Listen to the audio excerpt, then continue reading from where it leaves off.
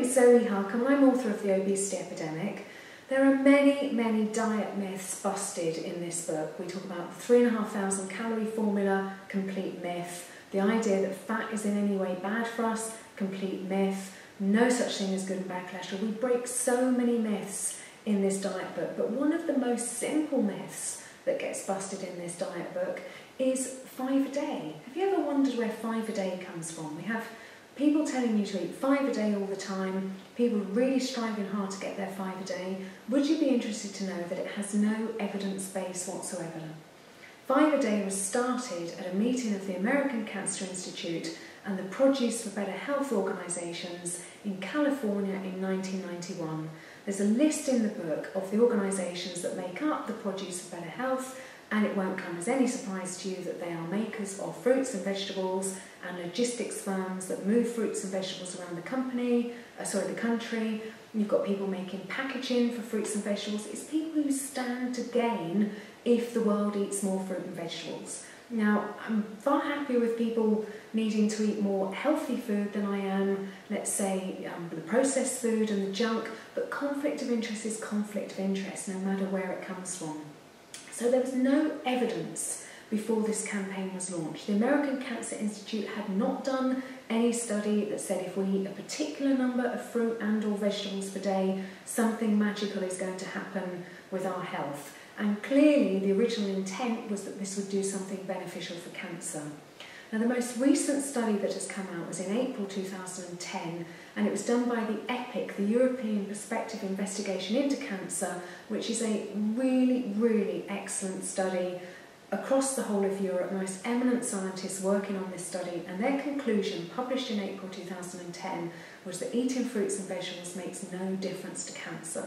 And that was the one thing that this was supposedly originally set up to help. It was never intended as an obesity strategy, it was never intended as a healthy heart strategy, it was never intended as anything other than let's look at what we can do for cancer, and there was no evidence at the beginning. Now surely, if you're going to start a campaign which has ended up going across 3 continents and multiples of countries worldwide, you would think that it would have some evidence behind it on a number of studies, not just one study, but a number of studies showing absolutely unquestionably that eating a certain number of fruits and vegetables would make a difference. We have no such evidence, and no study since has managed to show that any evidence is going to emerge. If you know anything about nutrition, you won't find that surprising, because fruit particularly is actually not that nutritious. There are 13 vitamins. Fruit is a good provider of one of them, and that is vitamin C. It is a very poor provider of any fat-soluble vitamins, because you don't have fat in fruit other than avocados and olives, and it's a very poor provider of the B vitamins, which are much better found in things like milk, eggs, meat, and the kinds of things that I recommend that people eat. The same with minerals. Fruit is a good provider of potassium, which is abundantly available. We never suffer potassium deficiency, and it's pretty poor, virtually negligible, on so many of the other minerals. So it really isn't the healthiest thing that we could eat.